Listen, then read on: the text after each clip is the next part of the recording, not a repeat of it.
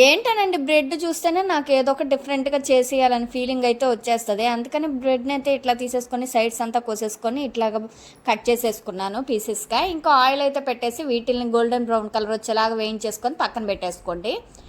ఇక కొద్దిగా పాలైతే స్టవ్ మీద పెట్టేసుకొని ఒక 1/2 లీటర్ ఇంకొంచెం విడిగా అయితే తీసి పెట్టుకొని దాంట్లో 2 స్పూన్స్ కస్టర్డ్ పౌడర్ని అయితే మిక్స్ చేసేసుకోండి.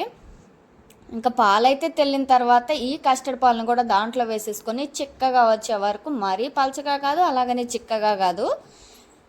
నేను గెంటికైతే ఇట్లా చూపిస్తున్నాను కదా, రెండు మనం మధ్యలో గీస్తే స్పూన్ తీసుకొని రెండు కలుసుకోకుండా ఉండాలి. ఆ థిక్నెస్ వచ్చిన తర్వాత అయితే ఆపేసేయండి. ఈ లోపల డ్రై ఫ్రూట్స్ని కూడా కట్ చేసి పెట్టేసుకోండి, మీ కాడ ఏవైతే అవైలబుల్ ఉంటాయో అవి. ఇంకా ఈ బ్రెడ్ని అంతా ఇట్లా చిన్న చిన్న ముక్కలుగా ఇట్లాగా వేయించి పెట్టుకున్నాను కదా, ఇవన్నీ మనకి ఏ దాంట్లో కావాలంటే దాంట్లో అయితే ఇట్లా నేను చూపిస్తున్న విధంగా పెట్టేసుకొని ఇక మనం కస్టర్డ్ పాలంతా పోసేసేయండి.